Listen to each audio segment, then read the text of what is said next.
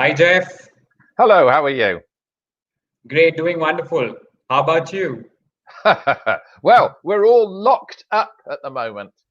We're not allowed out because of COVID, but I'm not really allowed out anyway, so it's no different to me. I have to have a. No. Uh, Great. So we are live. Thank you very much, Jeff, for coming over on this platform. It is so wonderful to see you, right? I, And I'm really, I'm really as I excited. always, I'm so really I, excited.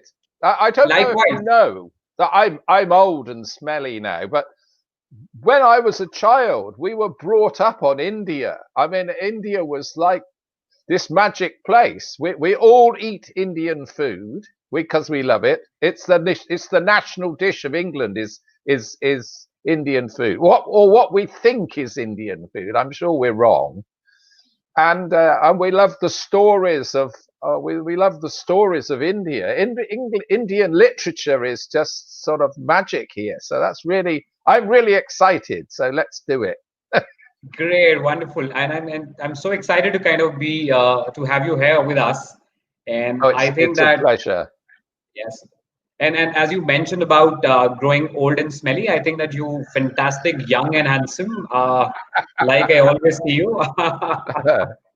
Oh, you don't need any help with learning how to persuade. I'll go away now and make some coffee. I think that you're best in doing that. So I really don't need to do it. All right. So how can I help you today? Great. So first of all, let me introduce you to the set of audience for whom that you they probably don't know much about you. To begin with, I would like to kind of welcome to this wonderful evening. I'm your host, Amit Kapoor, and excited to welcome you all to another thrilling edition of our weekly series, Bar Story. For today's session, I have an incredible special guest joining us here, and we are elated to welcome Jeff, who is considered by many as an alternate business guru. And he's a and I'll come back to this question for sure, Jeff. So he's been known as an alternate business guru and is a keynote speaker on customer service, leadership, and sales. Recently, he has been voted as a Business Communicator of the Year from the UK Speechwriter Federation, and he's one of the Europe's top motivational speaker and a business guru, and one of the well-known faces of BBC television and an author of 6 best-selling business books in print. So please welcome Jeff, the leader who has managed to inspire and change so many lives with his word of wisdom and influential drive alone. So, welcome, Jeff. Wow, what an intro. That was wonderful. I wish my wife was here to hear this. She wouldn't believe a word of it. I'll She's send the recording to her. yeah, she's the boss. Behind every successful man is a very surprised woman. I think that I should also share the same to my wife now. Yeah, definitely, definitely. Great, great. So, as his introduction falls short to acknowledge, I think the tremendous command he holds on his field of expertise and his craft and mastery over the topics of sales, customers, leadership change, and I think that numerous other subjects. Right. Let's have to hear from Jeff. And before we move ahead to the topic today, right, as I've asked you, Jeff, that I have a question for you. So, what is the story behind this when people refer you as an alternate business guru and The, your unique style of delivering motivational messages along with the humor? well, So, I mean, my history is I was brought up by a mad psychiatrist, so I was brought up to understand how people's minds work. That was just an accident. And then I had my own businesses, which I built up and sold, and I started sales training really. But I found that people would remember stories much more than they would remember formulas or drawings or anything else. And at the time in England, there was people who were on TV who were comedians or entertainers, but a whole new young generation were coming forward with controversial views about politics, controversial views about marriage, controversial views that were very provocative.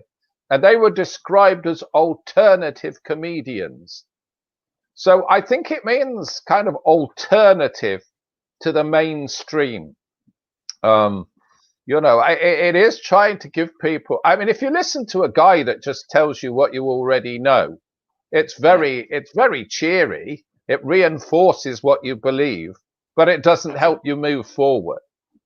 So I would be the guy that would sit there going, "That's not going to work. That's going to blow up in your face. That might make your foot drop off," and then realize that people chased me with sticks.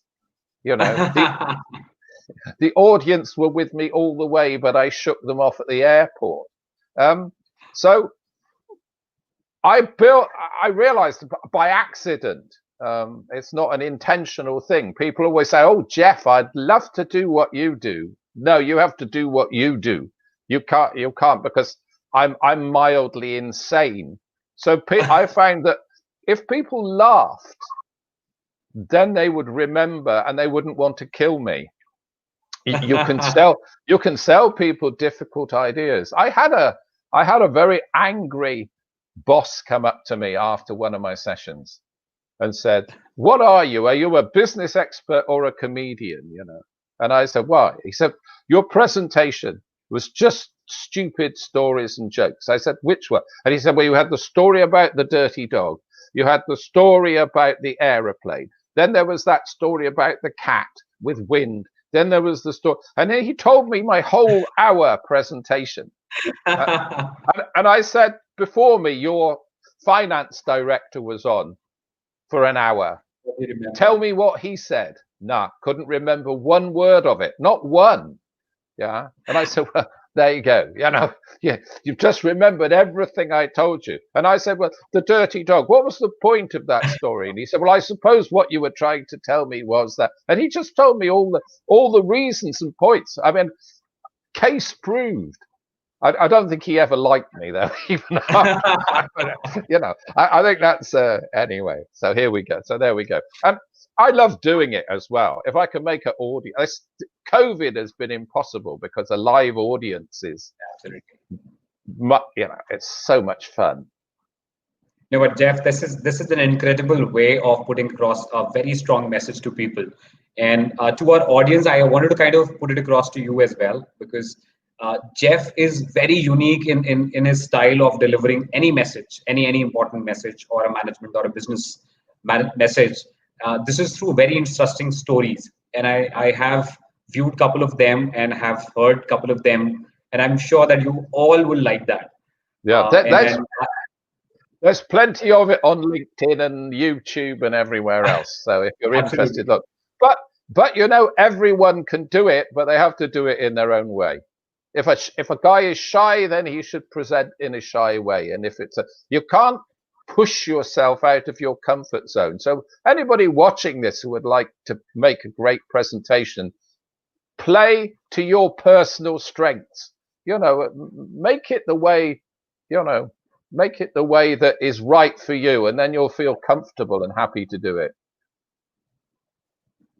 Absolutely, very rightly said. I think that delivery is up to you. How do you want to deliver the message? Yeah. Yes, but definitely the way Geoff put it across is incredible, and I think that we all look up to you for that. Oh my! It's one of the very simple and easiest way to convey your message. You're a very difficult person to deal with. I'm more used to audiences that throw vegetables and things at me. I'm not used to people telling me that I'm a genius. It's unsettling. I think that I've read somewhere genius have answers for all the questions, and you have one. Yeah, maybe. That's what they used to tell me at school, I think, when they were cross. Yeah. Answer for that's in England, that's an insult to say to somebody, yeah, you have an answer for everything. It's like, because people want to kind of pin it on you, like they'd say to me at school, "Burch, did you push that boy in the lake?" And I'd go, well, I didn't actually push him as such as, and the teacher would go, you have an answer for everything, because they want to pin it right on you, That's very interesting. So I think that let's move to the topic now. Okay. Yeah. So the topic of discussion today is skilling up the art of negotiation and influence. Yeah. And just to give a basic background to negotiation, I think that negotiation is a very broad term that actually captures any insight of understanding and influencing people. And we use negotiation skills in every interaction every day, whether we are at work, we are at home. So even at work, even if in case you've been into a job like sales, procurement, HR, management job, or probably into a law enforcement, or even any of the leadership positions, I think negotiation is one skill which has been required by every individual every day, every moment. And thus improving your negotiation skills as we know that it translates into an opportunity to improve our results in everyday interaction that we have. 100%. And here's yes. another thing.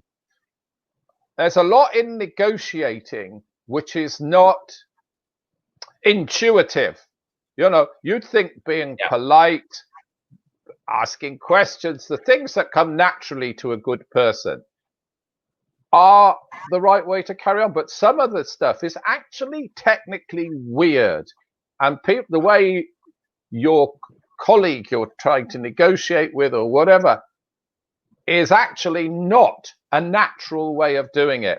One of my favorites is if you're dealing with a client that you really want to do business with, and this is so weird. This is just totally weird.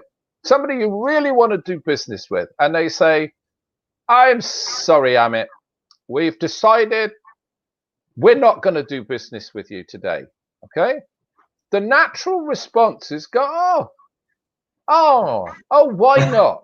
We ask, why not? Why not? And do you know what? That makes it worse. Say to Amit, say to me, Geoff, I don't want to buy your. Say to me, I don't want to buy your watch today. Say that to me now. So, Geoff, I don't want to buy your watch today. Why not? Because I don't think it's worth. Right. Now, 2 seconds ago, you didn't even know that I was going to ask you to buy a watch. And now, because I asked you why, you're inventing reasons why you don't want my watch. You didn't even know the price of it, but you invent an excuse not to buy my watch. Yeah? Absolutely. And we do that. We say, oh, well, why not? And the person goes, I don't like your price. I've heard bad things about you. And he'll make it up. If anybody here watching this is looking for a job, you can do the reverse. You're at an interview and they go, Amit, tell me a bit about yourself. And you go, well, before I do, what was it on my resume that made you give me this interview? What was it that you saw about me that made you think you'd be great for this company? And they go, well, we like your previous history. We loved your beard. We think you look sexy in those glasses. And what they do is persuade themselves about what a great guy you are. You don't have to tell them. But when we ask people why they won't do something, they convince themselves that they don't want to do it. Yeah. So I mean, and all the way along in negotiating, there's these little traps. It's not about people talk about being a natural salesman. Well, I think you can be a natural salesman, but you can't be a natural negotiator. You have to learn how to skill it. I completely agree on that because one question, let's to begin with this set of questions that I have for you today. And one question that I have, and which really talks about the very same thing, right? Negotiation generally that we feel it doesn't really come naturally for many of us, right? As you said that naturally you could be a good sales individual, or you might have a good sales technique, or you might have a good personality that you can probably go and influence and impact people. But when it comes to negotiation skills, many of us do not have it, right? No. It doesn't come naturally to us. And None of us do. I mean, I really had to learn it. I mean, I had to read about it and learn about it because it is a game. It's a game like football. It's a game like, and you need to know the rules, the goals, and where you are. yes, absolutely. And I think that during our education system as well, so most of the institutes, they also feel that art of negotiation is basically fundamental life skill, and which Yeah, often can be learned as on the fly, right? So rather we pick up a mixed bag of tips and tricks through trial and error, and right. by mimicking others, I think that this is how that we actually create our negotiation skills. We've never been formally introduced to learn negotiation skills in any of the programs, any of the institutes, typically. And Well, I think, yeah, I mean, a lot of people mistake bargaining for negotiating. So, I mean, you go to the market, you go, hey, how much are these tomatoes? The guy says they're $1. You say that's ridiculous. I give you 50 cents. Yeah, yeah, and you get them for 75 cents. That's simple. But negotiate. You're not negotiating with that guy. You're bargaining. And absolutely. here's a dangerous secret for everybody watching this: is some people confuse sales with negotiating, and that's not always the case. Quite often, the sales decision has been made before the negotiation. And the other thing is, the person you're negotiating with will keep secrets from you. Okay? So a guy and his wife decide they want to build something on their house. They want to build some new building on their house. So they say, who should we use? And they said, well, our friends recommend John, and our brother used Frank. Frank is a great builder. Frank is a wonderful builder. He builds for a fair price. The quality of his work is superb. So have we decided that we will use Frank? Yes. So you know that you're going to, or you know that you're going to buy this Ford car. You've read Yes. the catalogs, you've taken the test drive, you know that's the car you want. That's when the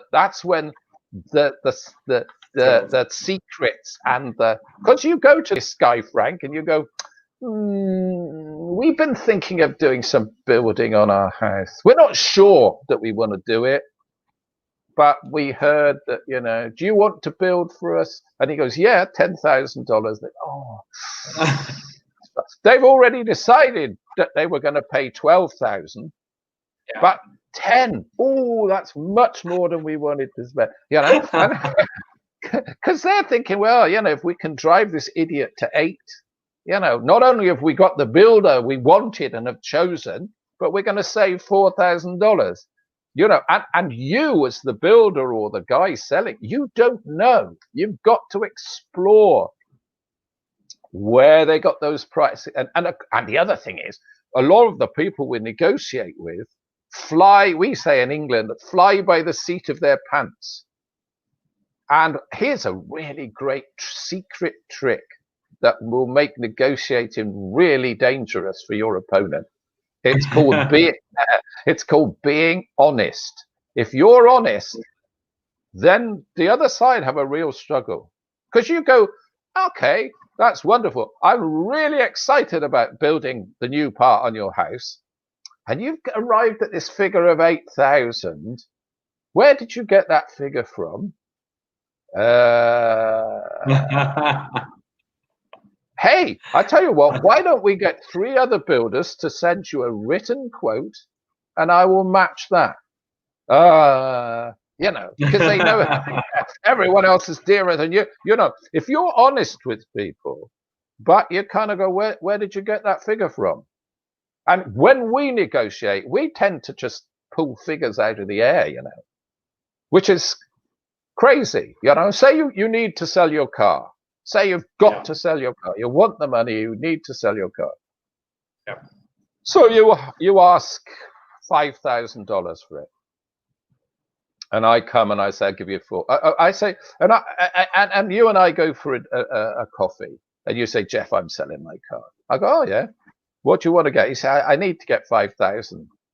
So I said, how much are you going to ask for it? I know, ask 6. So now you're already not being truthful. You've exaggerated it by 6. And I think I want to buy Amit's car. I'll offer him 4. So we know what the figure in the middle is 5. But how do you know your car is worth 5? If you're desperate for that money, what happens if we don't agree? You're stuck with a car you can't sell. Yeah. So maybe you go to a garage and say, look, I'm going to sell my car. What would you give me for it? And they go, we'd give you $4,700.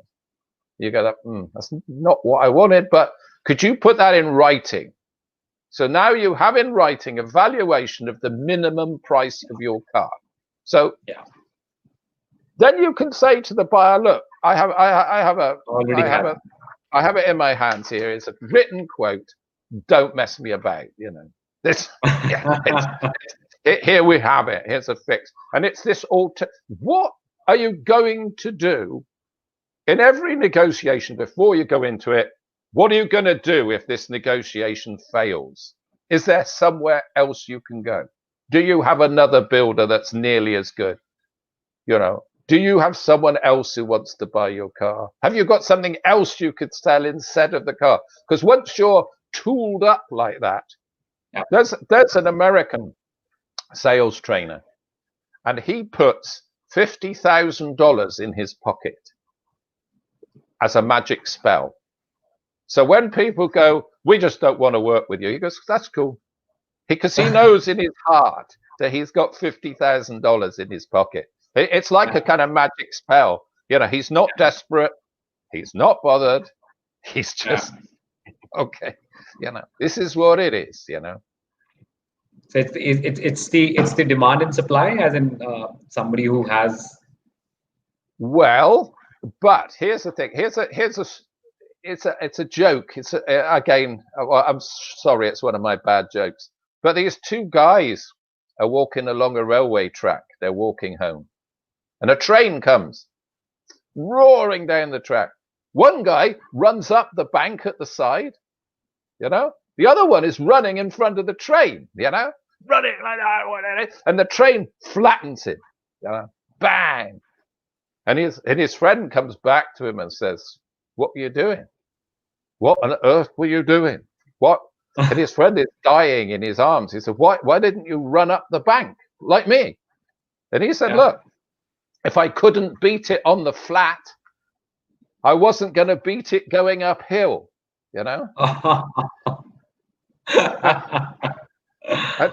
And sometimes we translate the negotiating skill to what is the common thing between an elephant and a bag of rice? Nothing. I have rice, you have an elephant. So what we do as human beings, we try and find something we can argue about. So I say 100 bags of rice is worth 1 elephant. So now I've turned it becomes money, and we argue about that. But some guy might come to you and say, "Boss, I want a pay rise." And you go, "Well, how much do you want?" You go, $10 a week. "I'm not paying you $10 a week, because my job is to make a profit for my business. I don't want to pay people more." And that guy, but what we don't say is, "Amit, why do you need an extra $10 a week?" Well, I love working here, but look, they've stopped the bus. They've stopped the bus that goes past my house, which used to cost me $5 a week. And now I have to spend $15 a week putting gasoline in my car to come to work. I'm worse off. And you go, wait, we have our truck comes past your house every day. It'll take you to work free. So you'll be $5 a week better off. One of the negotiating things is to explore, not to stay on the same track as that train and get flattened, but to find out what it is the other person is interested in. It's not all about money. People want a pay rise because their nursery looks after their children has become too expensive. Yes. Well, we could say, look, if that's your problem, why don't you start work half an hour later? You can take the kids to school, and then we'll work your hours around the school hours. And there's no money changing hands, but it's about what the person wants, and it isn't money. Yeah, absolutely. I think that we need to find the alternatives, right? And once we're clear about the alternates, I think that we'll be able to kind of negotiate better. Yeah, I mean, again, negotiating. People always do this thing with their hands, negotiating. It's like, why? Negotiating should be that, like, going past each other, not closing, two coming together. It's not like that, because there's different. Listen, I'll ask you a question. You walk into a room, and there's these two girls that are fighting, punching each other in the face and and you, whoa, what's going on? And you find that they're fighting over an orange. What would be? And you say, no, I'm stopping this. I'm going to make it fair. What would be the fair thing to do, Amin? Either I'll divide or I'll have the complete one. Yeah. So what you do is you divide. You either take the orange away or you divide it. Right. So I am obviously much kinder and fairer than you. So I divide the orange in half. Right. One takes the peel off the orange, eats the orange, yum, yum, yum. The other one takes the orange and she grates the peel and says, I can make my cake now, and throws the orange away. Right. And people say, if you have a cake, you can only divide it, but you can't. Absolutely. You can end up with two cakes. What you never did was say, well, stop. Why did you want the orange? And she said, I want to make a cake. I want the peel. She can have 100% of what she was fighting for. Absolutely. And the other one can have 100%. And if you think that's stupid, there was a war in the Middle East, a big one, between Egypt and Israel, a massive fight. Whereupon, at the end of it, Egypt had lost 100 miles or 1,000 miles of its desert. And they said, well, the war's over, that's good. Can we have our desert back? And the Israelis said, no. No, you can't. So the Egyptians went to their friends for the oil countries and said, look, Israel won't give us our desert back. So the oil countries said to the Americans, we're cutting your oil off. And the Americans said, what? What's it got to do with us? Well, you're friends with, you can get the Israelis to behave.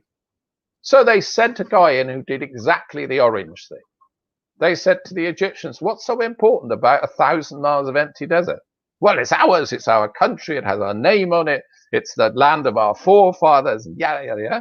They said to the Israelis, why do you want 1,000 miles? Because on the border between us and them were tanks.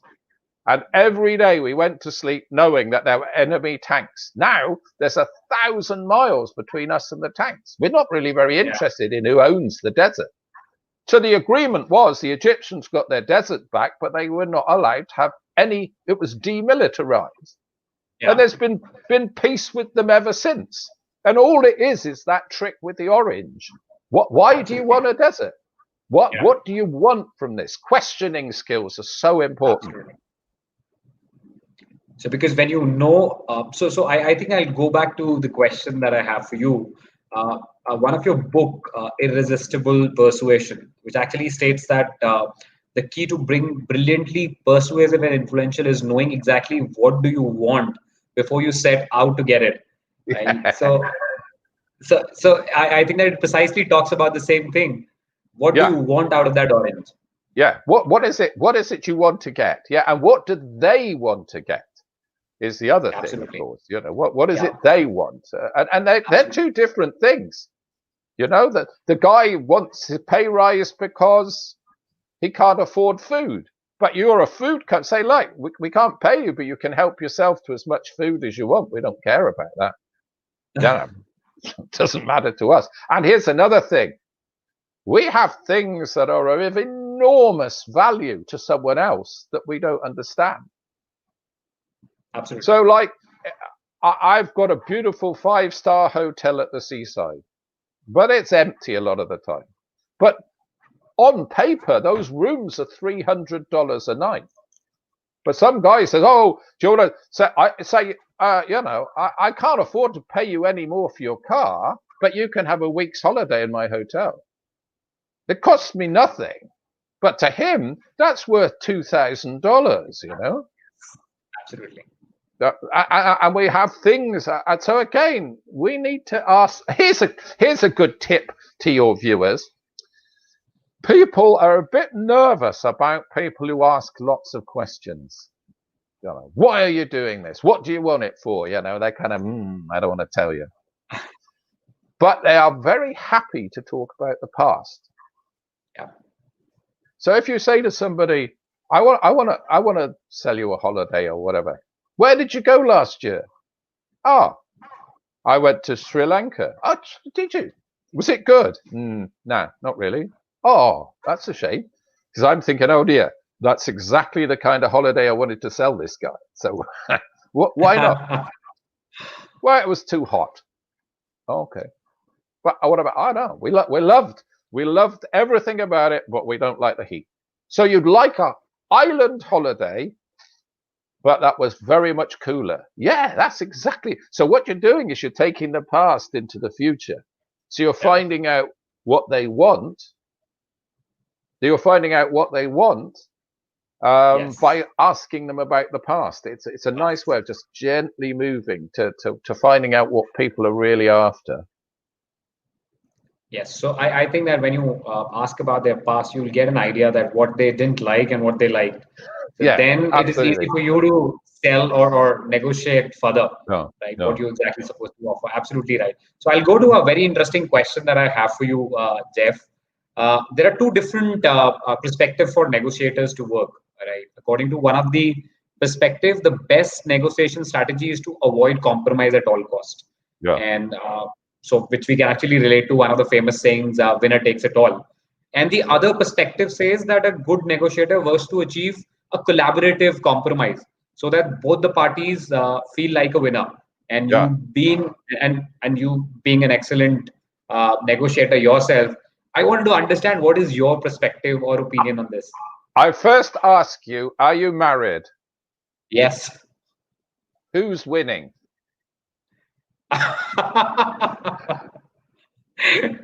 My wife. Oh, now come on, seriously, who's winning?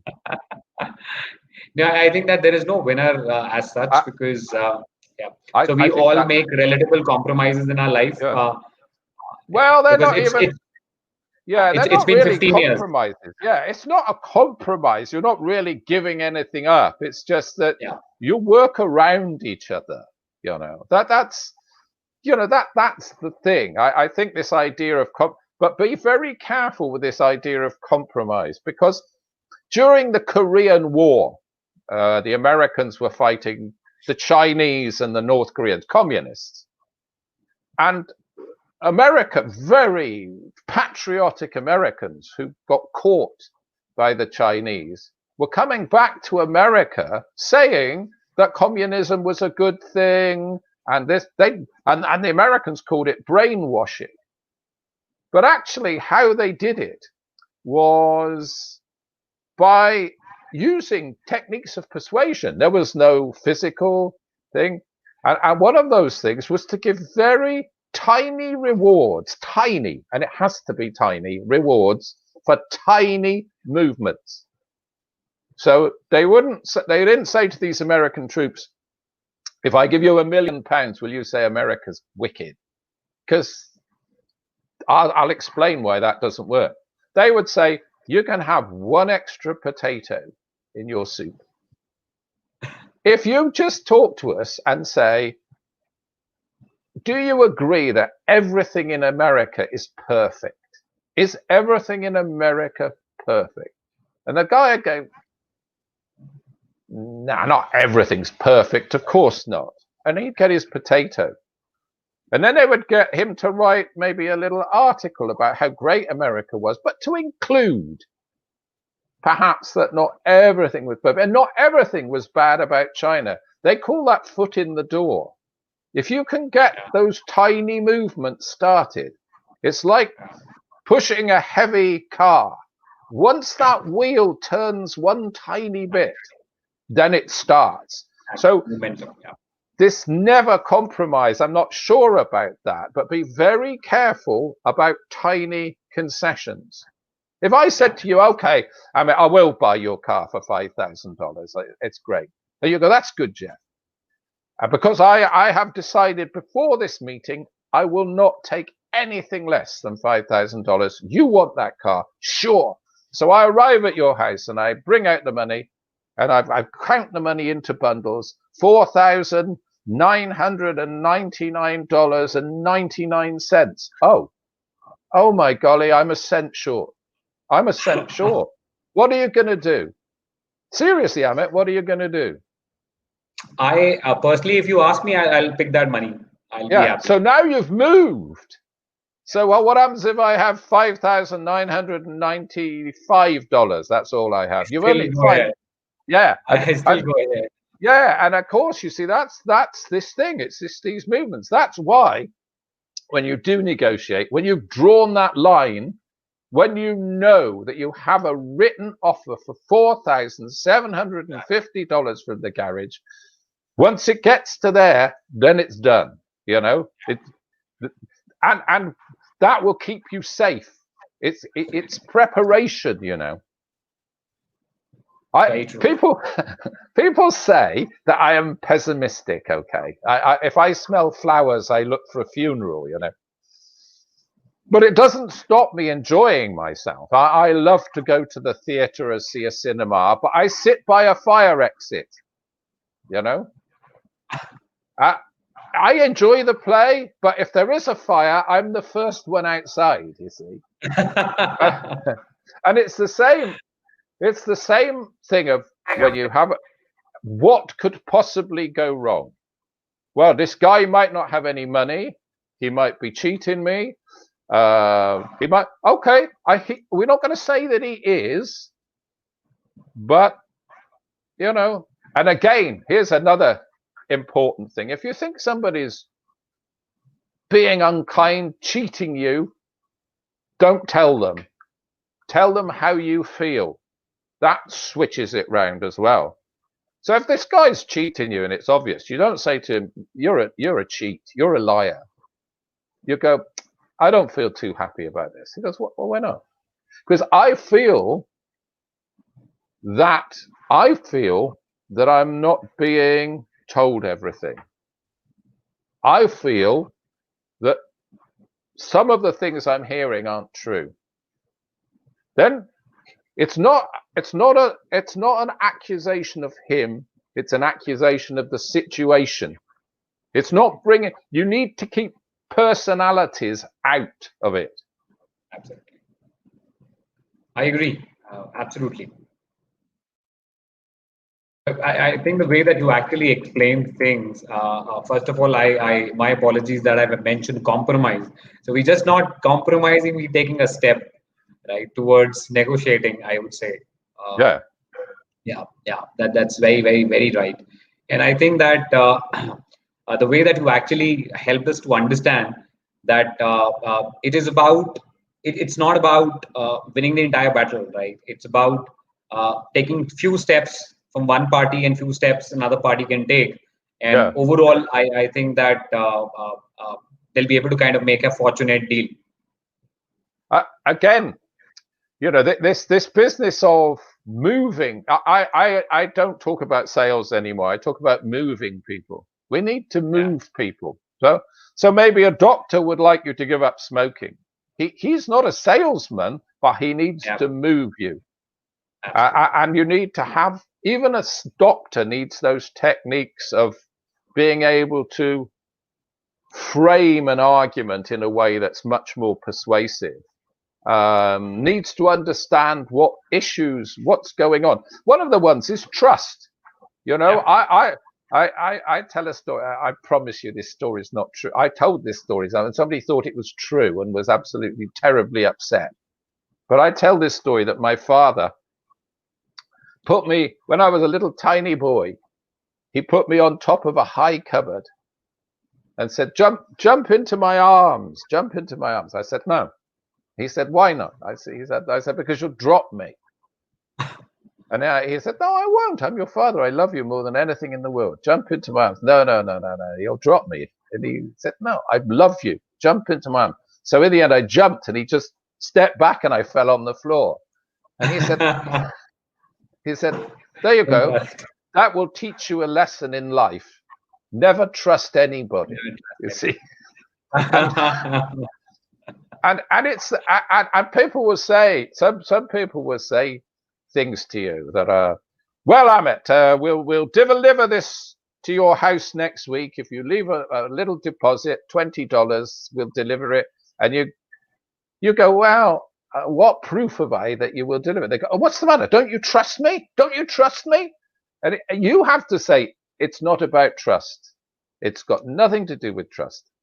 It's just that I need this equipment by Tuesday, and I wonder what assurances can be given that they will be there. You need to separate people from the problem, because one of the things that the bad people will do will try and involve their emotion, that you've somehow insulted them, that they're an honest person, when you go to a bank and say, can I have some money? They say, can we have your signature? Can we have your bank card? You don't go, what's the matter? Don't you trust me? They can, no. Well, did you know what? We don't, I want some identity. I want to see your credit card, and yet people we do business with somehow think that we will, we can accept that promise. And here's another thing. Always watch out for things that the people kind of go, yeah, that doesn't matter. Like, Amit, we've got this agreement that you and I are going to build this building. I'll do the brickwork, you do the windows, and maybe you can dig the holes. Now you can dig the holes. Now I know how dangerous, how time consuming, because I've looked at the site, I've checked it out. And I know the one thing that could make the whole project go wrong is digging the holes, right? And you go, yeah, that's okay. I'll dig the hole. And you get there and it could cost you your whole business digging the holes. So again, you need to separate people and just say, hang on a minute, let's just run through this. You're doing the holes. What surveys do we have of this site? What will digging the holes consist of? And don't be afraid to stop it. Say, look, I tell you what, I think we've had a great talk. It's been marvelous. I love it. I think we ought to meet again next Thursday, and I'm going to take a shovel and going to check the soil and see how easy it's going to be to dig those holes. Because if the guy gets angry and says, you don't trust me, you're doing this in bad faith, I wanted to get this settled today, I promise you, this is a deal you don't want. It's a deal that you really don't want. I completely agree on that. So I think that assurances are very different from trust, and you can't just So it is not to do. Absolutely, you need to trust while negotiating that what exactly the deal is, what the other party is offering you at this point of time on the table. Right. And as you need to kind of do a right evaluation, because otherwise you will be into a soup or a. But you need your plan. You need to know what you want to do. You want to have said, look, I'm happy to do the groundwork and stuff, and I've done my homework and I've checked the thing. You can say, yes, I'm happy to do the holes, but we would expect an extra $10,000 because the hole digging is going to be difficult. And the guy goes, how did you know? You say, because I've spent 3 days on that site digging those holes. I'm checking those holes out. I know all about those holes. Yeah. Absolutely. Do your homework. And if you haven't done your homework, don't get ambushed. And here's on the subject of ambushing, if somebody's using dirty tricks, if they're hiding stuff from you, or they're not telling you the truth, or they're exaggerating, a great way of dealing with that is to expose it, is to tell them in a nice, kind way. They say, Amit, I think I think you're exaggerating the price simply to try and pull me forward. I think you're telling me that you have another buyer lined up because I will be eager to buy today. I mean, I've got to tell you, I'm not ready to buy today. If you have another buyer, do you have a written quote from that buyer? What do you have to prove that you have him? Because I feel, talk about your feelings, not there. Yeah. I feel that I've not got all the information I need to proceed with this, and that you're using this to try and maneuver me. And it just puts a stop to it. Absolutely. Yeah. And that's the best way of doing it. So. Great. So moving to the next question, and I have been getting a lot of questions from the audience as well. So I'll try and club those questions with the question that I have next for you. And to the audience, you can keep asking questions. You can write those questions on the comment section. We'll read those questions and try and pick those questions and accommodate in this session. So the next very difficult question for you, Geoff, and I'm sure this is going to be very difficult for you to answer, right? So during negotiations, I think that both sides experience resistance and contrary positions and conflict of interest. And this is normal because otherwise we would not have a need to negotiate if in case there are no conflicts. Definitely, the negotiation happens because there are conflicts. Yeah. And so handling resistance ideally leads to either consensus, but usually it leads to compromises. Again, we coming back to the same thing. So if the resistant hardens, negotiation drags on for too long, and the results are lasting in conflicts, and thus the failure of the negotiation. So what are some ways you can break down a counterpart resistance and promote an information sharing? As in, how could you do that? This sounds horribly dangerous. I'll take you back to your I'll take you back to your marriage. I train salespeople, and I've done it for years. And one of the classic things is dealing with objections. Have you heard that? Dealing with objections. So when you sell, you want to deal with objections. The guy goes, "Oh, that's too expensive," and you deal with the objections. Now, I talk about my wife and I have deals we have to make about where we would like to go on holiday. Right? And she says, "Where would you like to go on holiday? You know, do you fancy going on a holiday?" I go, "Yeah, I'd love a holiday. Where would you fancy go?" I say, "Well, maybe Mallorca, which is a holiday island. I'd like to go there." And she goes, "I am not going there. Why? Because you'll spend the whole time on that sailboat of yours, and I'll never see you. I'm not having it." You know. Now, if you look at it through the lens of she is an opponent, she is an opponent, and she has an objection, and I'm going to deal with it. But if you look at it another way and say, "Look, this is all going nicely. We've agreed we'd like a holiday, but my wife is expressing a concern." Now, if the person we're negotiating with isn't objecting and is having concerns, then you can have a reasonable discussion. You know, if you say, "Geoff, you know, do you fancy coming to India?" Yeah, that'd be great. But we're not going to argue. I will obviously we will stay friends, but I will clearly have concerns. They're not objections. You're not dealing. You're saying, "Geoff, you know, what are your concerns?" And you say, "Well, it's a long flight, and you know." And say, "Well, Geoff, if we can, you know, what you're doing is looking on me as a friend, not an opponent, as a wife, not a my wife and I come to agreement on things. We don't even know we've been negotiating, you know, because, you know, we always will have concerns when we're trying to agree on something. We're not objecting. Objections in a very aggressive way. I have a number of car dealerships. And the ones that are particularly successful, what I've been getting them to do is have a desk that is shaped like a triangle.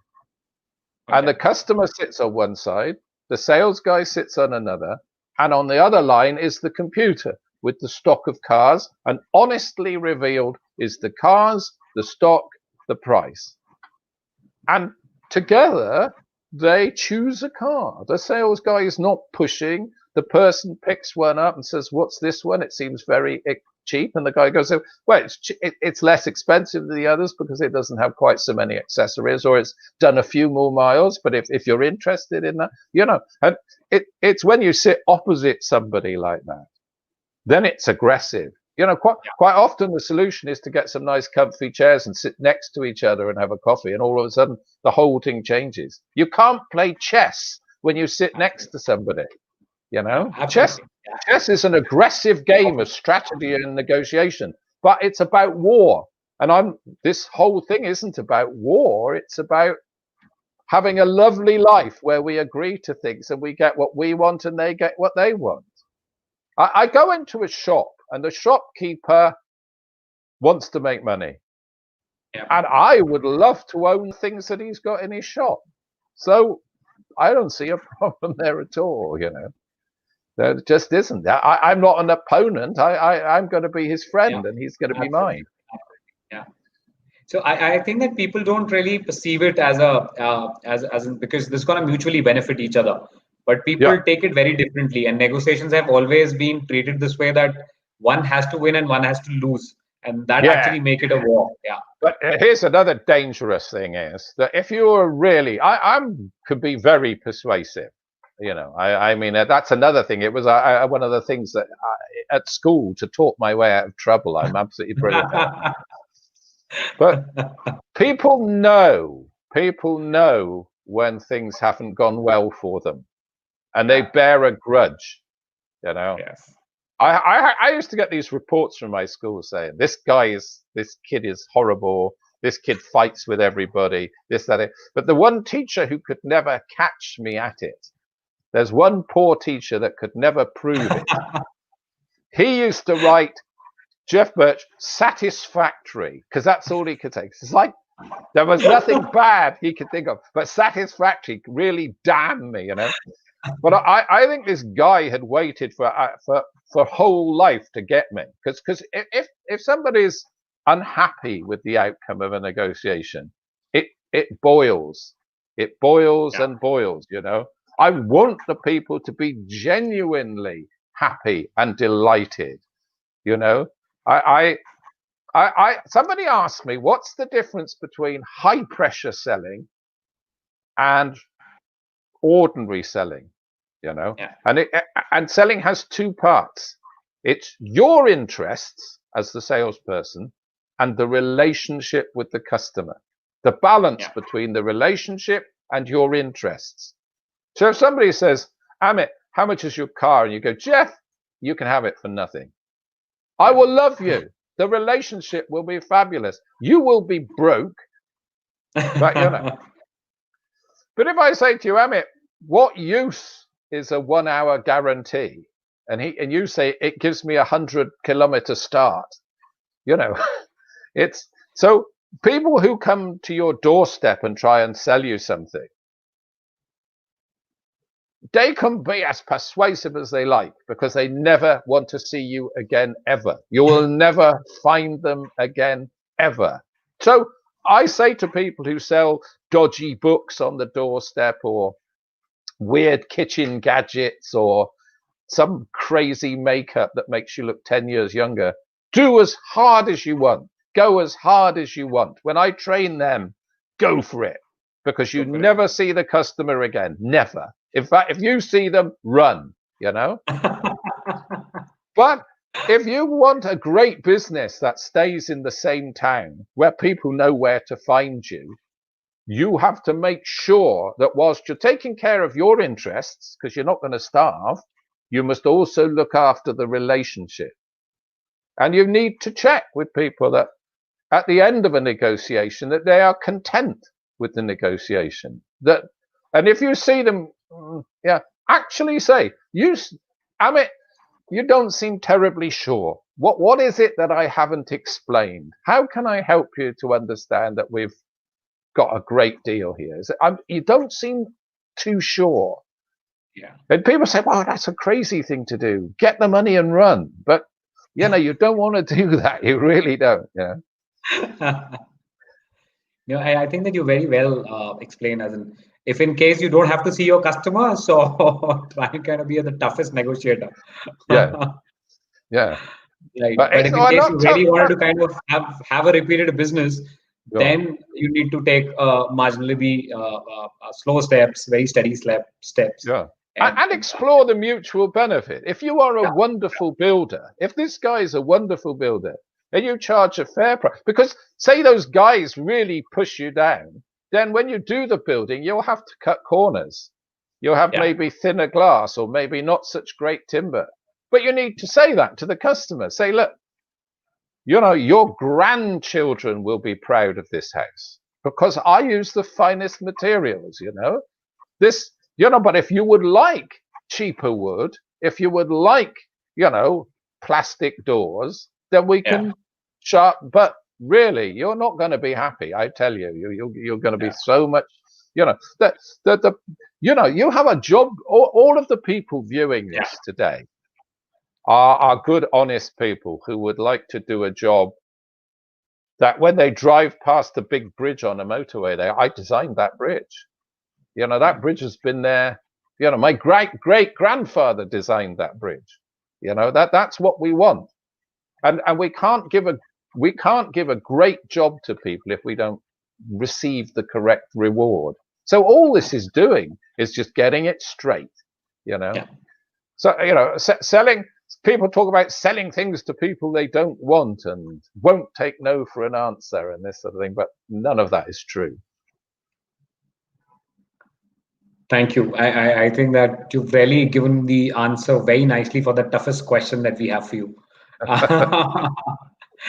So we moving to the next question, and I think that we've already discussed about this thing that sometimes what happens is that there are some tough negotiators, right? A negotiation turns very complicated, however, whenever one faces a tough negotiator who's not interested in the shared benefit and whose main objective is to defend and desired outcome and to defend his desired outcome in a very narrow-minded manner.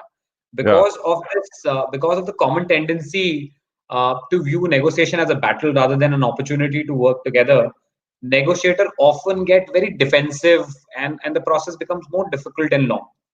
yeah. So how do you think that this problem can be resolved? Again, as I said before, you really need to tell people when you think they're using an unfair technique or so. So I think you're defending a position. You're just defending a position. Do you actually want to reach a mutual agreement? What are your red lines? You tell me, and if it's not what I want, I'll walk away. I think tough and negotiate shouldn't even be on the same page. These people that just do it for the sake of doing it. And again, I would recommend to anybody out there who's a boss of a company, when you have a buyer who buys in your raw materials, do not look on his resume and it says tough. Do not employ a tough buyer. You just want a good buyer, but because he's just gonna refuse opportunity. One of the things about being open-minded in negotiation is to listen to these wonderful opportunities that are going to be presented to you. And again, it's you need to set that down, but don't be afraid. Don't get ambushed. I train sales guys that go around factories and things, and they kind of knock, and they just hopeless. They knock. Can I see the buyer? No, he doesn't want to see you. Can I see the buyer? No, he doesn't want to see you. And that's what they did. They just go around. Can I see the buyer? No. And then I was watching one of these guys, and he said, "Can I see the buyer?" Yeah. What? Yeah, you can see the buyer. Mr. Smith. Yeah. There's a guy in reception wants to talk to you about photocopiers. Okay, I'll see him. And this guy's sitting there, and this guy comes roaring out, "What you want? I'm busy. Come on, I haven't got much time. What you want? We got photocopiers. Really? Yes. Come on, leave me." And it's like, and boom, he's gone. And I said, "Look, this guy's clearly busy. Relax. Say to him, look, I'm so pleased you were able to see me, but you're obviously terribly busy. Can I just use this opportunity? You've got your diary? Can I just use this opportunity to set aside half an hour and I can perhaps show you this thing? You know, that is your sale isn't the photocopier. Your sale is the next appointment to give you a chance to get your breath back, find out a bit about the guy, because you just got caught. I've seen salesmen try to sell across the roof of a car, trying to drink hot. Oh, here's another tip, by the way. You've had a great negotiation, okay? Everything's gone really well. You like the guy, and he says, "Well, Amit, I think that's everything. Smash it. Would you like a coffee?" And you go, "That would be nice." So now, out of the vending machine, you get this cup of hot lava. So like it's so hot, you're sitting like an idiot.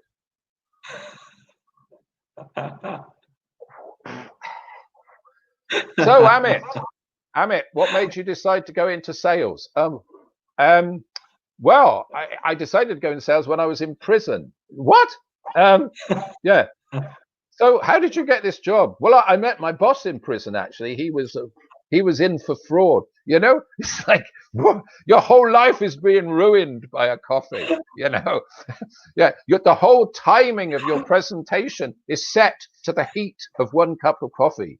You go, "That's very kind of you. I've just had one actually.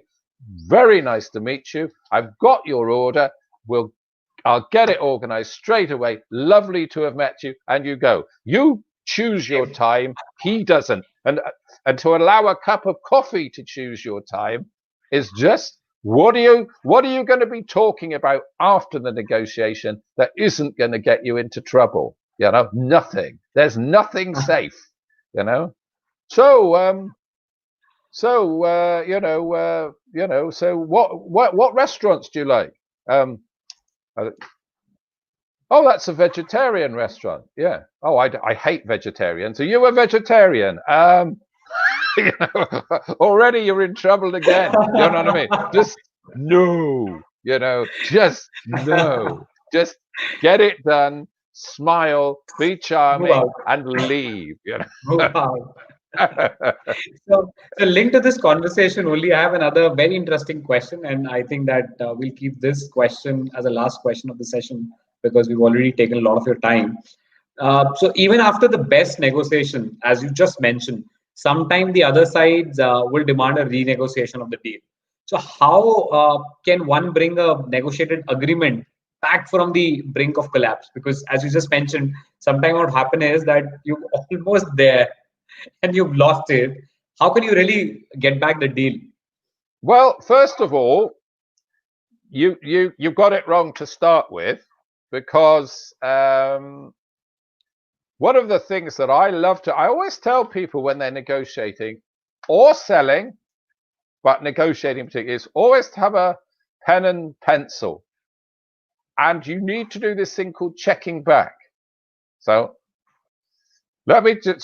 we would build this for $4,000. Okay.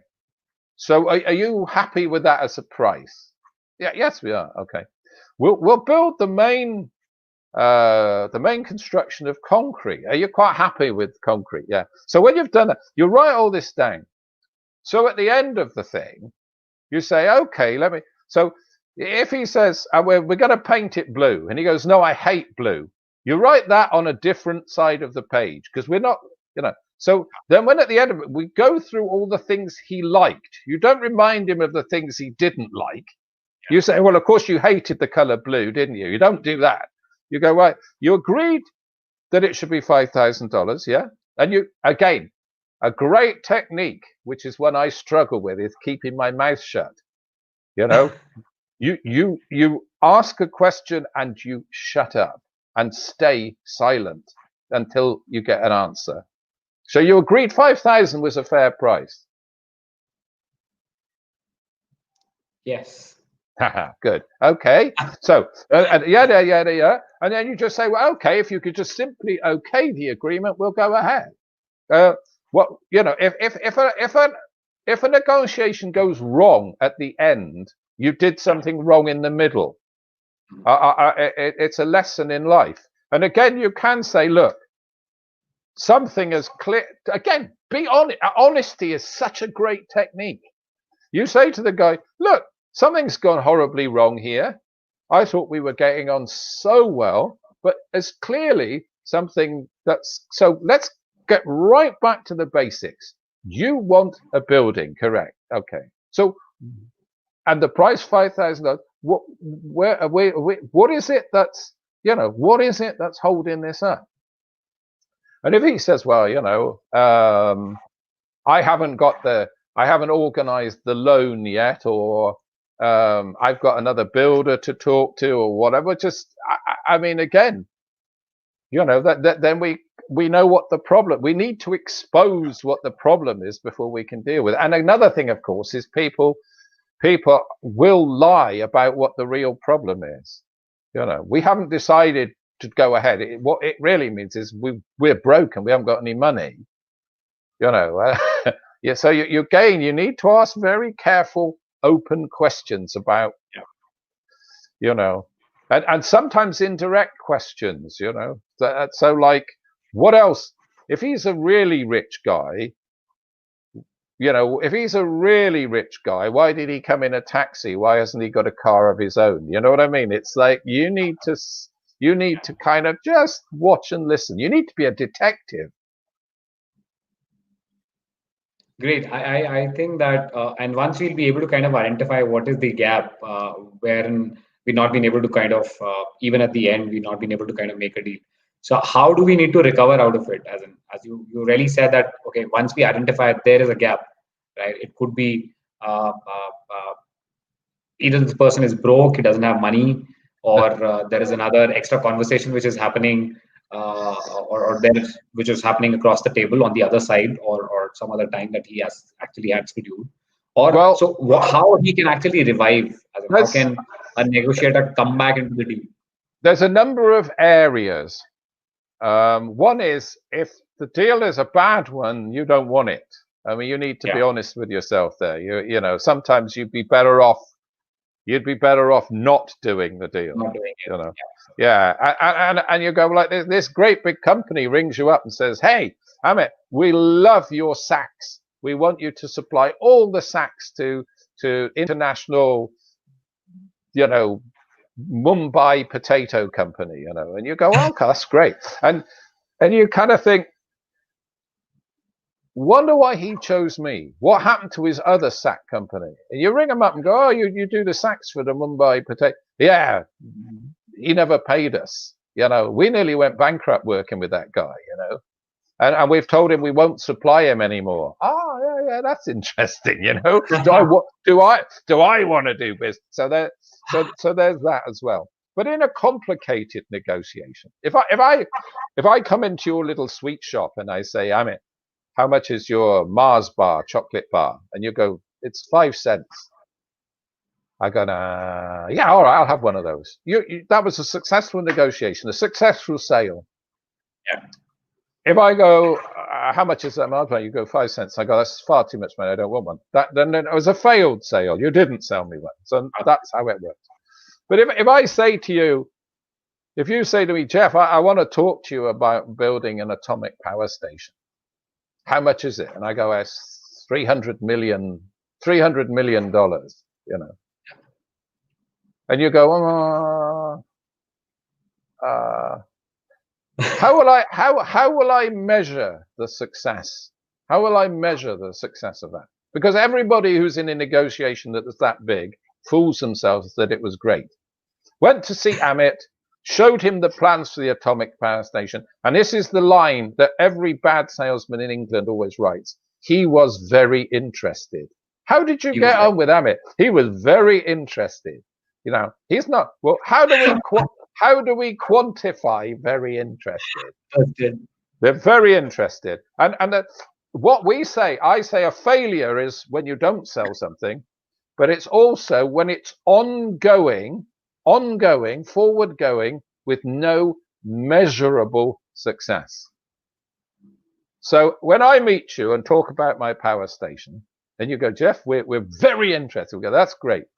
when is our next meeting going to be, and who needs to be there? And you go, well, Geoff, we want our site surveyor and Mr. Gupta, who's chief executive of New Delhi Light and Power. And say, okay, let's set that. Have you got your diary? Yep.